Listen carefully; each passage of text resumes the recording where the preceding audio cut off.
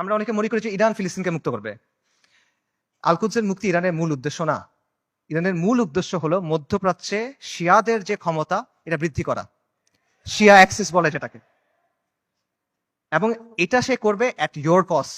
একটা কথা আছে গেম থিওরিতে, জিরো সাম গেম, যে তার শক্তি যত বাড়বে আপনার শক্তি তত কমবে। এটা বাস্তবতা।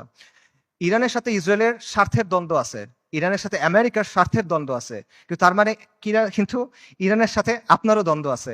যে ইরান আজকে ফিলিস্তিনের মুক্তি করার জন্য বুলি আওড়াচ্ছে, তারাই আজকে সিরিয়াতে আহলুস সুন্নাহ ওয়াল জামাকে হত্যা করতেছে, তারাই আজকে আহওয়াজে আহলুস সুন্নাহ ওয়াল জামাকে হত্যা করতেছে, তারা ইরাকে আহলুস সুন্নাহ ওয়াল জামাকে হত্যা করছে, এখন নির্যাতন করতেছে। এটা হলো বাস্তবতা। ইরানের স্বার্থ আর আহলুস সুন্নাহ ওয়াল জামার স্বার্থ কখনোই এক না। ইরান সক্রিয়ভাবে এই মুহূর্তে আহলুস সুন্নাহ ওয়াল জামার সাথে যুদ্ধে লিপ্ত। এই মুহূর্তে, আগে কখনো ছিল, পরে কখনো এগুলো বলছে না, অ্যাট দিস মোমেন্ট তারা আমাদের সাথে যুদ্ধে লিপ্ত, অ্যাট দিস মোমেন্ট তারা আমাদের হত্যা করতেছে। আমেরিকা যখন আফগানিস্তানে আক্রমণ করছে, আমেরিকা যখন ইরাকে আক্রমণ করছে, ইরান তাদেরকে সহায়তা করছে। এটা তাদের মুখের কথা, এটা আমি বানায় বলতেছেন, আপনারা গিয়ে চেক করেন। মোহাম্মদ খাতামি ইরানের প্রেসিডেন্ট ছিল 97 থেকে 2005 পর্যন্ত সম্ভবত। তার একটা বক্তব্য আছে যে তালিবানের বিরুদ্ধে আমরা আমেরিকাকে সাহায্য করছি, স্পষ্ট বক্তব্য আছে তাদের, এটা লুকোছাপার কিছু না। এবং সবচেয়ে বড় যে বিষয়টা, ইরানের ব্যাপারে সতর্ক হওয়ার সবচেয়ে বড় কারণ হলো যে তাদের সাথে আমাদের আকীদার দ্বন্দ্ব আছে, তাওহীদের ব্যাপারে দ্বন্দ্ব আছে। তারা আল্লাহর উলুহিয়াত, আল্লাহর রুবুবিয়াত, আল্লাহর সিফাতের ব্যাপারে শিরক করে। তারা আমাদের মা আয়েশা রাদিয়াল্লাহু তাআলা আনহার ব্যাপারে জঘন্য কথা বলে, যেটা কোনোদিন কিয়ামত পর্যন্ত মানা সম্ভব না আমাদের পক্ষে। তারা সাহাবায়ে কেরাম রাদিয়াল্লাহু তাআলা আনহুম আজমাইনকে তাকফির করে, এটা কোনোদিন পর্যন্ত মানা সম্ভব না। এগুলো কোনো ফুরুই বিষয় না ভাই। এই জিনিস মেনে আপনি কোনো কিছু করতে পারবেন না। আল্লাহ আল কুদসকে এই শিরকের সাথে এই করে আপনি মুক্ত করতে পারবেন না।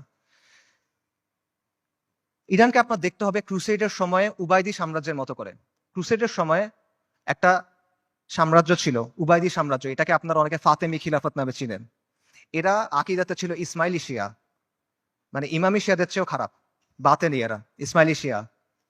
তারাও জেরুজালেমকে মুক্ত করার কথা বলতো, তারাও ঐক্যের কথা বলতো, কিন্তু ইতিহাস খুলে দেখেন তাদের ভূমিকা কি ছিল, আহলুস সুন্নাহর সাথে তাদের ভূমিকাটা কি ছিল, এটা ইতিহাস খুলে দেখেন। এবং এটা শুধু তখন না, এখনো এবং এর আগেও ছিল এরকমই। কাজেই ইরানকে আপনার উবাইদিদের একটা আধুনিক সংস্করণ হিসেবে দেখতে হবে। তবে credit where credit is due, ইরানের কিছু অর্জন আছে যেটা আমাদের নাই, এটা আপনার স্বীকার করতে হবে। শিয়া স্বার্থের জন্য গত 4 দশকে ইরান যেটা করতে পারছে, কোনো সুন্নি শক্তি সেটা এখনো করতে পারে নাই, এটা বাস্তবতা। শিয়াদের আছে একটা রাষ্ট্র আছে, তাদের একটা জিওপলিটিক্যাল প্রজেক্ট আছে। মধ্যপ্রাচ্যে আহলুস সুন্নাহর এরকম কোনো কিছু এখনো নাই। বৈশ্বিকভাবে ফিলিস্তিন ইস্যু ব্যবহার করে ইরান প্রতিরোধের একটা রেটরিক তৈরি করছে, এক ধরনের সফট পাওয়ার তৈরি করছে। এটা আমরা তৈরি করতে পারি নাই, এগুলো বাস্তবতা। এই ক্রেডিট তাকে আপনি দেন, এই অর্জন স্বীকার করেন, কোনো সমস্যা নাই। কিন্তু